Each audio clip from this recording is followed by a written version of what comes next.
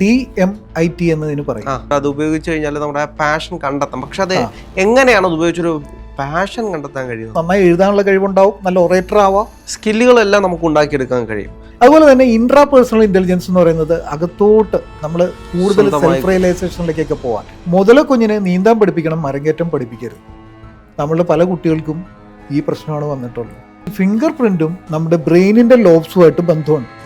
അതായത് കാഴ്ചയുടെ കേന്ദ്രം, ചിന്തയുടെ കേന്ദ്രം, ഇതൊക്കെയാണ് ഒരു പേഴ്സണാലിറ്റി. ഇപ്പോൾ ഒരാളുടെ പേഴ്സണാലിറ്റി ഇതാണെന്ന് മനസ്സിലാക്കി കഴിഞ്ഞാൽ അവന് അവന്റെ ജീവിതത്തിൽ സഖിയെ പോലും തിരഞ്ഞെടുക്കാം, പാർട്ട്ണറെ കണ്ടെത്താൻ കഴിയും. പാർട്ട്ണർ വേണമെങ്കിൽ അതെ, അത് അക്വേർഡ് സ്കില്ലാണ്. പക്ഷെ ടാലന്റ് നമ്മൾ ജനിച്ചപ്പോൾ ഉള്ളതാണ്.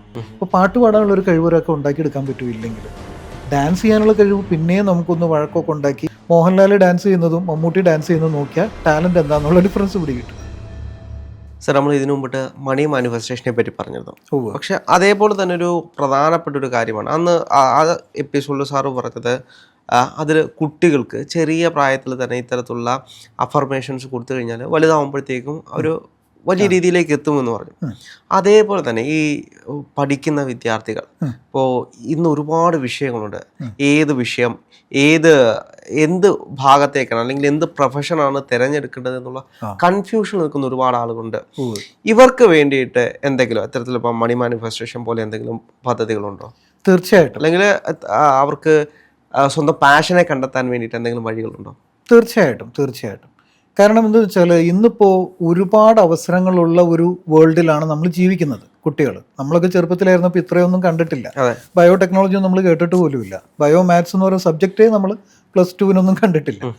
ഇങ്ങനെയുള്ള സന്ദർഭത്തിൽ കുട്ടികൾക്ക് വളരെയധികം കഴിവുള്ള കുട്ടികളാണ് ഇന്നിപ്പോൾ പുതിയ മോഡേൺ വേൾഡിലുള്ളത്.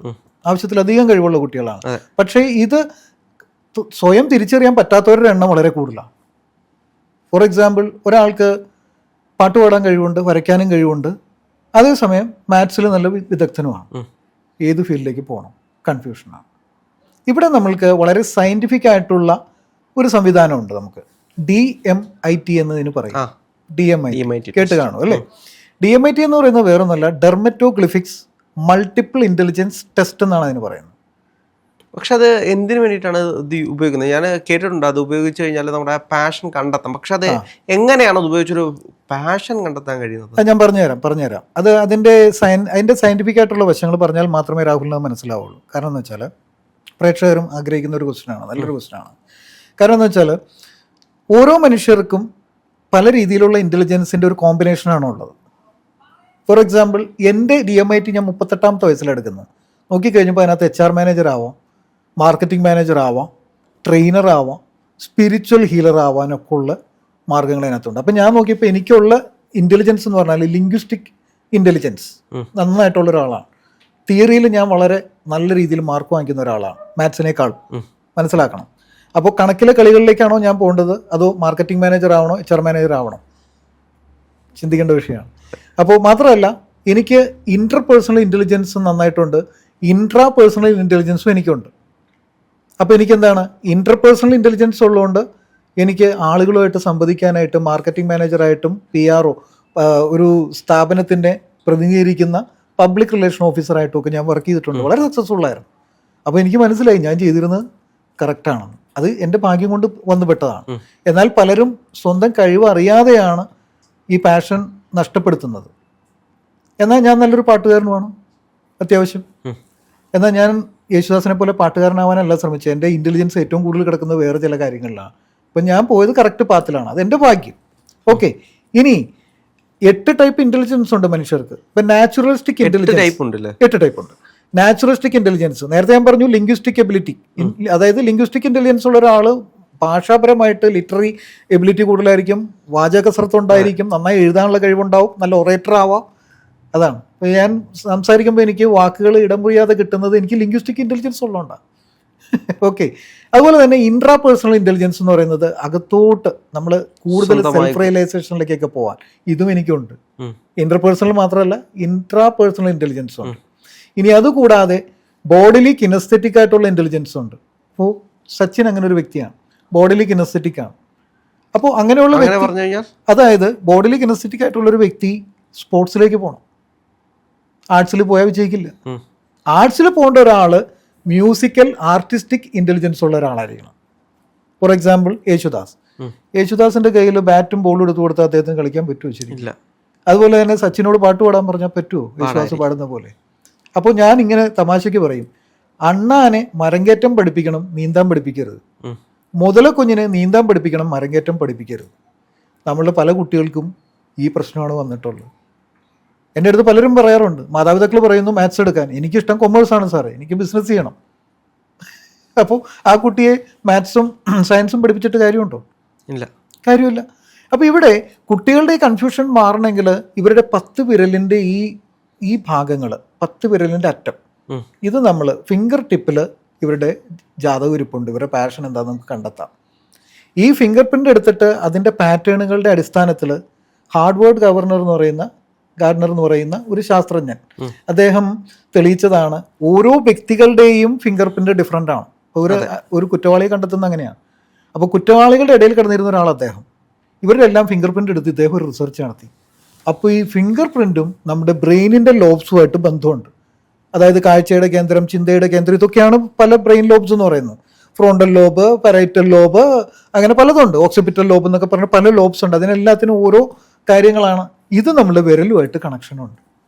ഈ ഫിംഗർ ടിപ്പിലുള്ള പല രേഖകൾ ചിലപ്പോൾ വേൾ ആവാം, ചിലപ്പോൾ അത് റിവേഴ്സ് ലൂപ്പ് ആവാം, അങ്ങനെ പലതുണ്ട് അതിന്.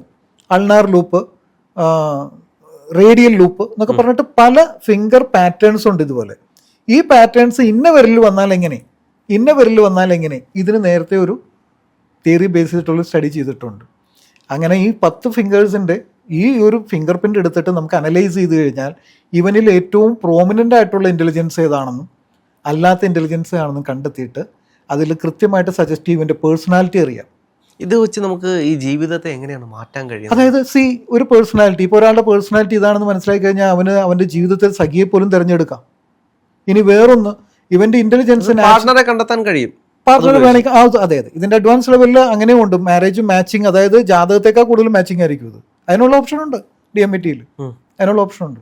ഇപ്പോൾ ഇവിടെ നാച്ചുറലിസ്റ്റിക് ഇൻ്റലിജൻസ് ഉള്ള ഒരാളാണെന്ന് വിചാരിക്കുക. നാച്ചുറലിസ്റ്റിക് ഇൻ്റലിജൻസ് ഉള്ള ഒരാൾക്ക് ബെസ്റ്റ് എക്സാമ്പിളാണ് നമ്മുടെ സലീം അലി. പക്ഷികളുടെയും പൂമ്പാറ്റകളുടെയൊക്കെ പുറകെ നടക്കും. അതുപോലെ തന്നെ മേധ പട്കർ. ഇവരെ വേറെ എന്തെങ്കിലും പണി ചെയ്യാൻ കൊള്ളൂ? മേനകാ ഗാന്ധി പട്ടികൾക്ക് വേണ്ടി വാദിക്കുന്നു, മറ്റവൻ കളിയാക്കുന്നു. കാരണം നാച്ചുറലിസ്റ്റിക് ഇൻ്റലിജൻസ് ഉള്ളവർ പക്ഷിയുടെയും തുമ്പിയുടെയൊക്കെ പുറകെ നടക്കും, പക്ഷി മൃഗാദികളുടെ പുറകെ നടക്കും, മനസ്സിലായോ? അതുപോലെ തന്നെ സസ്യങ്ങളുടെ പുറകെ നടക്കും. നല്ല സുവോളജിസ്റ്റ് ആവാം, ജിയോളജിസ്റ്റ് ആവാം. അങ്ങനെയുള്ളവർക്ക് നാച്ചുറലിസ്റ്റിക് ഇൻ്റലിജൻസ് ഉള്ളവർ ഇവരെ കൊണ്ടുപോയിട്ട് കൊമേഴ്സോ അല്ലെങ്കിൽ മാത്സോ പഠിപ്പിച്ചിട്ട് കാര്യമുണ്ടോ? ഇല്ല. അപ്പോൾ ആ കുട്ടിയുടെ പാഷൻ എന്താണെന്ന് നമുക്ക് മനസ്സിലാവും. അതായത് ഇതിൽ വരുന്നത് when you were born, what were your talents, നിങ്ങളുടെ ടാലൻറ്റ് എന്തായിരുന്നു ജനിച്ചപ്പോൾ. ബാക്കിയുള്ള സ്കില്ലാണ്. സ്കില്ലെന്ന് പറഞ്ഞാൽ അക്യൂർ ചെയ്യുക. ഫോർ എക്സാമ്പിൾ, എനിക്ക് ബോഡി അധികം ഫ്ലെക്സിബിലിറ്റി ഇല്ലാത്ത ഒരാളാണെങ്കിൽ ഞാൻ കളരിപ്പയറ്റ് പഠിച്ചിട്ടോ ജിംനാസ്റ്റിക് പഠിച്ചിട്ടോ കരാട്ടെ പഠിച്ചിട്ടോ എനിക്ക് ഫ്ലെക്സിബിലിറ്റി ഉണ്ടാക്കിയെടുക്കാം. അത് അക്യൂർഡ് സ്കില്ലാണ്. പക്ഷേ ടാലൻറ്റ് നമ്മൾ ജനിച്ചപ്പോൾ ഉള്ളതാണ്. ജനിച്ചപ്പോൾ ഒരു ടാലൻറ്റ് കണ്ടെത്തിയ അവൻ ആർട്ടിസ്റ്റിക് ഇൻ്റലിജൻസ് ആണെന്ന് കണ്ട അവന് RLVയിൽ പാട്ട് പഠിക്കാനോ ചിത്രം വരയ്ക്കാനോ വിട്ടാൽ പോരെ, അവന് മാത്സ് പഠിക്കാൻ വിട്ടാനുള്ള അവസ്ഥ ഒന്ന് ആലോചിക്കുക. നടക്കത്തില്ല. അപ്പോൾ ഇവിടെ പാഷനല്ലേ കണ്ടെത്തുന്നത്. അപ്പോൾ ഒരു കുട്ടിയെ 15 വയസ്സ് വരെ അവരുടെ ബ്രെയിൻ ഡെവലപ്പ് ചെയ്യുന്ന ആ സമയത്ത് തന്നെ ഒരു 10ാം ക്ലാസ്സിനുള്ളിൽ ഒരു 8 വയസ്സ് മുതൽ ഇത് ചെയ്യാൻ സാധിക്കും. കൊച്ചുകുട്ടികൾക്ക് ഞാൻ ചെയ്തു കൊടുത്തിട്ടുണ്ട്. അതുകൊണ്ടെന്താ അവരുടെ ഭാവി സുരക്ഷിതമാണ്.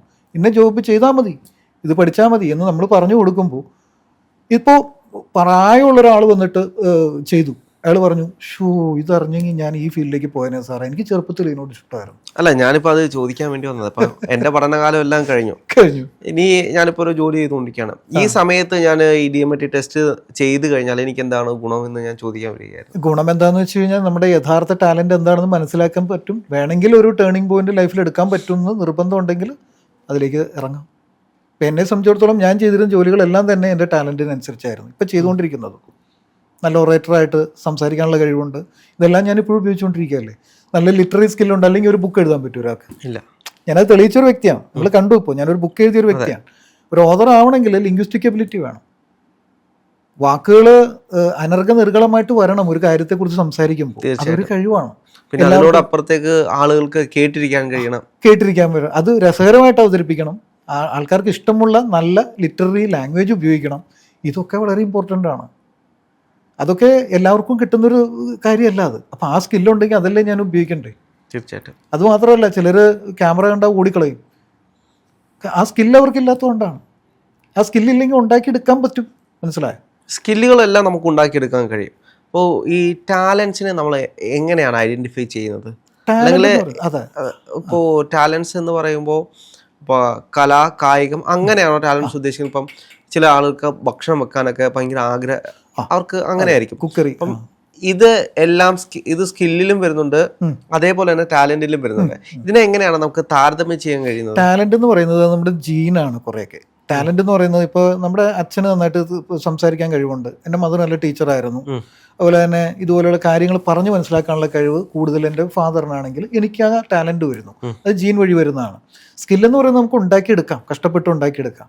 ഇപ്പോൾ പാട്ട് പാടാനുള്ള ഒരു കഴിവൊക്കെ ഉണ്ടാക്കിയെടുക്കാൻ പറ്റുമോ? ഇല്ലെങ്കിൽ ഡാൻസ് ചെയ്യാനുള്ള കഴിവ് പിന്നെയും നമുക്കൊന്ന് വഴക്കൊക്കെ ഉണ്ടാക്കി പിന്നെ എന്തെങ്കിലുമൊക്കെ ചെയ്യാമെന്ന് വിചാരിക്കാം. ഇപ്പോൾ നമ്മൾ മോഹൻലാൽ ഡാൻസ് ചെയ്യുന്നതും മമ്മൂട്ടി ഡാൻസ് ചെയ്യുന്നതും നോക്കിയാൽ ടാലൻറ്റ് എന്താണെന്നുള്ള ഡിഫറൻസ് പിടി കിട്ടും. ടാലൻ്റാണ് ആ ഡിഫറൻസ് അവിടെ വരുന്നത്. ഒരാൾ വളരെ വഴക്കമുള്ള ആളാണ്, അയാൾക്കത് ജന്മസിദ്ധമായ വാസനയാണ്. ഫോർ എക്സാമ്പിൾ, ഒരു കോഴി അടയിരിക്കുന്ന സമയത്ത് നമ്മളൊരു 3 താറാമുട്ടയും കൂടി വെച്ചു കൊടുത്തു. അട വിരിഞ്ഞ് കുട്ടികൾ പുറത്തു വന്നു, കിയോ കിയോ കരഞ്ഞുകൊണ്ട് കോഴിക്കുഞ്ഞുങ്ങൾ നടന്നു. വെള്ളം കണ്ടപ്പോൾ അത് നിന്നു. വെള്ളം കണ്ടപ്പോൾ 3 താറാൻ കുഞ്ഞുങ്ങൾ എന്ത് ചെയ്യുന്നു? ഉടനെ വെള്ളത്തിലേക്ക് എടുത്ത് ചാടുകയാണ്, നീന്തുകയാണ് എന്ന് പറഞ്ഞിട്ട് കോഴിക്കുഞ്ഞ് ചാടുമോ? ഇല്ല. ഈ ബുദ്ധി എവിടെ നിന്ന് വന്നു? ഇത് തന്നെയാണ് മനുഷ്യർക്കുള്ളത്. ഞാൻ 2 വയസ്സിൽ നന്നായിട്ട് പാടുമായിരുന്നു. അപ്പോൾ ശരിക്കും പറഞ്ഞാൽ RLVയിൽ വിട്ടെങ്കിൽ ചിലപ്പോൾ ഒരു ഗാനവിദൂഷകനായനെ, വിദ്വാനായനെ. സോറി, ഞാൻ പറഞ്ഞു തെറ്റിപ്പോയി.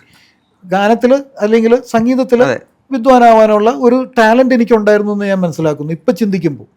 പക്ഷേ ഇങ്ങനത്തെ ടാലൻറ്റും ഉണ്ട്. പക്ഷേ എനിക്ക് ഇതും അതും ഉപയോഗിക്കായിരുന്നു. ആർട്ടിസ്റ്റിക് ടാലൻറ്റും ഉണ്ട് എനിക്ക്. അപ്പോൾ അതുകൊണ്ട് വരയ്ക്കുമായിരുന്നു, അത്യാവശ്യം പടം വരയ്ക്കും. അല്ല, ഇപ്പോൾ DMT ടെസ്റ്റ് ചെയ്യുമ്പം നമ്മളെ ഇതിൽ എല്ലാം ഉണ്ടെന്ന് വെച്ചോ, എല്ലാ ടാലൻറ്റും ഉണ്ടെങ്കിൽ നമ്മൾ ഏത് ചൂസ് ചെയ്യും എന്നൊരു ചോദ്യം അവിടെ ബാക്കിയില്ലേ? ഇല്ല, അതിനകത്ത് മാർക്ക് ചെയ്യും. 5 സ്റ്റാർ മാർക്കുള്ളത് കാണിക്കും. കരിയർ ഓപ്ഷൻസ് എന്ന് പറഞ്ഞിട്ട് കാണിക്കും. ടാലൻറ്റ് വേറെയും കാണിക്കും. മനസ്സിലായോ? കരിയർ ഓപ്ഷൻ ഇതെല്ലാം കൂടി ചേർത്തിട്ട് നിങ്ങൾക്ക് നല്ല ഒറേറ്ററാണ്, ലിറ്റററി സ്കില്ലുണ്ട്, ഇതൊക്കെ ഉണ്ട്, ടീച്ചർ ആവാൻ നല്ലതാണ്, ഒരു സൈക്കോളജിസ്റ്റ് ആവാം നിങ്ങൾക്ക്, അല്ലെങ്കിൽ പിന്നീട് കാണിക്കുന്നത് മാനേജ്മെൻറ്റ്, മാർക്കറ്റിംഗ് മാനേജർ ആവാം, അല്ലെങ്കിൽ അഡ്മിനിസ്ട്രേറ്റർ ആവാം. ഇങ്ങനെ ഓപ്ഷൻസ് കൊടുക്കും. നാച്ചുറലിസ്റ്റിക് ഇൻ്റലിജൻസ് ഉള്ള ഒരാളോട് പറയുന്നത് അവർ ജിയോഗ്രഫി പഠിക്കാനോ അല്ലെങ്കിൽ അങ്ങനെയുള്ള കാര്യങ്ങൾ പഠിക്കാനോ ആയിരിക്കും. അപ്പോൾ കൃത്യമായിട്ട് ഗൈഡ് ചെയ്യാൻ പറ്റും. എല്ലാ സ്കില്ലും ഉണ്ടെങ്കിലും അതിൽ ഏറ്റവും കൂടുതൽ ഡോമിനൻ്റ് ആയിട്ട് നിൽക്കുന്ന സ്കില്ലാണ് നമ്മൾ പാഷനായിട്ട് എടുക്കുക. ഇത് നമ്മൾ ഓഫ്ലൈൻ ആയിട്ടാണോ അതോ ഓൺലൈൻ ആണോ? നമുക്ക് 2 രീതിയിലും ഇത് ചെയ്യാം. ഓൺലൈനിൽ ചെയ്യുമ്പോൾ ചില നിർദ്ദേശങ്ങൾക്ക് അനുസൃതമായിട്ട് അവർക്ക് ചെയ്യാൻ പറ്റും. പക്ഷേ ഞാൻ കൂടുതൽ പ്രിഫർ ചെയ്യുന്നതും നമ്മൾ പേഴ്സണലായിട്ട് വന്നിട്ട് ബയോമെട്രിക് സ്കാനറിൽ വെച്ചിട്ട് എടുക്കുന്നതാണ്. അതാകുമ്പോൾ കുറച്ച് ക്ലാരിറ്റി ഉണ്ടാവും കൂടുതൽ. ഓൺലൈനിൽ ചെയ്യാൻ പറ്റും. എന്താണെങ്കിലും ഒരുപാട് സന്തോഷം. ഓക്കെ.